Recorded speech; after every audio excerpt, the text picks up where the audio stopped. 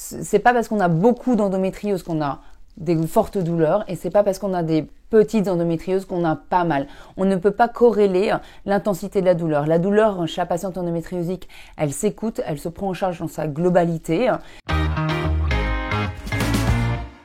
Donc l'endométriose est une maladie qui est caractérisée par la localisation anormale de l'endomètre à l'extérieur de l'utérus.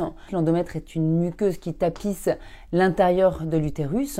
Lorsqu'elle se localise à l'extérieur, à chaque fois que les patientes vont avoir leurs règles, elle va engendrer des saignements, de manière anormaux à l'intérieur du ventre, qui peut être à l'origine de douleurs ou d'infertilité. Ces deux symptômes sont les deux symptômes les plus fréquents décrits par les patientes qui présentent de l'endométriose. Donc, par rapport à ces douleurs de l'endométriose qui est quand même retrouvée dans 90% des patientes atteintes, on peut avoir différents types de douleurs en fonction de la localisation de la maladie. C'est-à-dire qu'on va avoir des endométrioses superficielles, endométriose profonde, donc superficielle plutôt péritonéale, profonde, on peut avoir des localisations vraiment derrière le péritone. Le péritone, c'est la muqueuse qui va tapisser l'intérieur du ventre.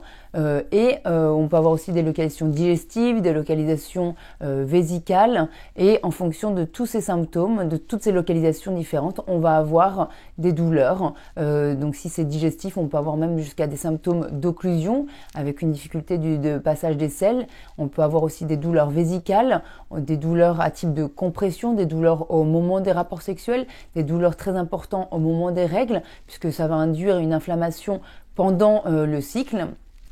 Tous ces types de douleurs ne vont pas être en fonction toujours corrélés à l'intensité et à la localisation. C'est-à-dire que c'est pas parce qu'on a beaucoup d'endométriose qu'on a des fortes douleurs et c'est pas parce qu'on a des petites endométrioses qu'on a pas mal.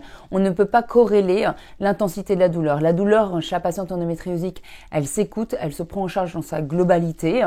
Et donc, c'est très important d'entendre ce message parce que au-delà de la maladie, il y a aussi la conséquence de la douleur chronique.